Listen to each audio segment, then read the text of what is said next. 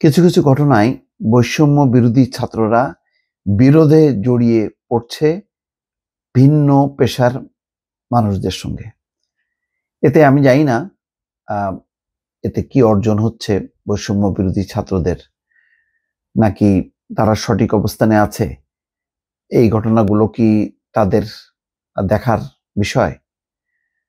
আমি খুবই কনফিউজ দর্শক। কিন্তু যেভাবে গণমাধ্যমে খবরগুলো আসছে তাতে কিন্তু ভাবমূর্তির একটা সংকট দিনকে দিন বাড়ছে। যেমন জামালপুরে কি হয়েছে?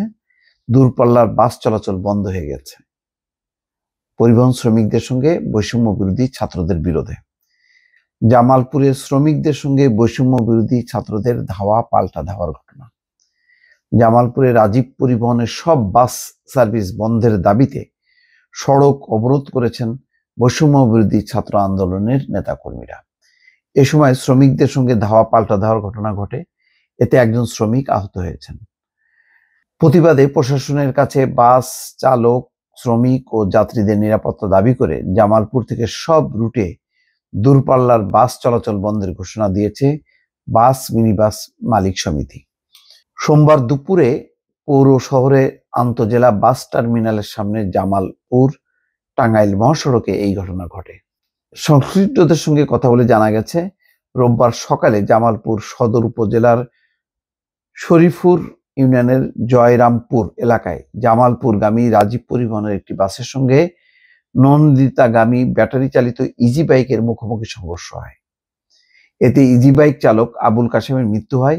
এই ঘটনায় রাজীব পরিবহনের সব বাস সার্ভিস বন্ধ এবং জামালপুরের বাস সার্ভিস সংস্কারের 6 দফা দাবিতে সোমবার দুপুরে বৈষম্য বিরোধী ছাত্র আন্দোলন জামালপুর জেলা শাখা জামালপুর আন্তজেলা বাস টার্মিনালের সামনে জামালপুর টাঙ্গাইল মহাসড়ক অবরোধ করে। এটা কি আসলে প্রশাসনকে বলা যায় না? প্রশাসনে অভিযোগ করা যায় না? মামলা করা যায় না? মানে এইভাবে কথায় কথায় মহাসড়ক অবরোধ করা, মানুষজনকে জিম্মি করা বা একদম চূড়ান্ত আন্দোলনে যাওয়া, এইগুলি যদি চলতে থাকে, একটা অ্যাক্সিডেন্ট হয়েছে, সেখানে মারা গেছে, সেখানে ছাত্ররা জড়াবে, তো এইরকম তো সারা দেশে নানান দুর্ঘটনায় চলতে থাকবে। সেগুলোতে কি ছাত্ররা জড়ায় পড়বে? এই দায়িত্বটা কি তাদের?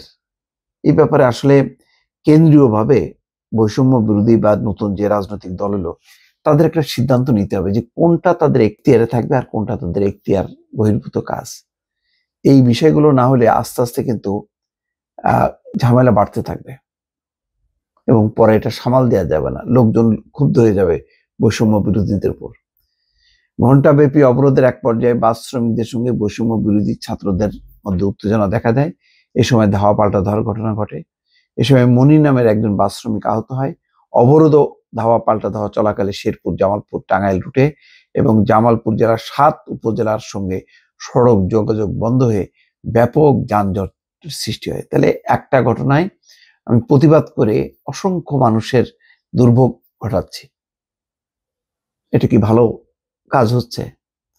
এই ঘটনার প্রতিবাদে প্রশাসনের কাছে জেলার সব বাস চালক, শ্রমিক ও যাত্রীদের নিরাপত্তা নিশ্চিতের দাবিতে সব রুটে বাস চলাচল বন্ধ ঘোষণা দেয় জেলা বাস মিনিবাস মালিক সমিতি। প্রায় 2 ঘন্টা অবরোধ পাল্টা অবরোধ, উভয় পক্ষের উত্তেজনা শেষে সড়ক অবরোধ থেকে সরে আসে উভয় পক্ষ। তবে রাজধানী ঢাকা সহ সব রুটে বন্ধ রয়েছে দূরপাল্লার বাস চলাচল। এগুলি আমার মনে হয় এক্সট্রিম হয়ে যাচ্ছে, খুব বেশি বাড়াবাড়ি হয়ে যাচ্ছে। এগুলি ভাবা দরকার যে আসলে কিভাবে চলবে নতুন দল এবং বৈষম্য বিরোধী ছাত্ররা। এই যে তার শিক্ষাঙ্গন পেরিয়ে যে সামনে চলে আসছে, নানা রকম ইস্যুতে তারা যে জড়াচ্ছে একের পর এক, এটা ভালো হচ্ছে নাকি খারাপ হচ্ছে, এটা একটু মূল্যায়ন করা দরকার। দর্শক ভালো থাকবেন, আল্লাহ হাফেজ।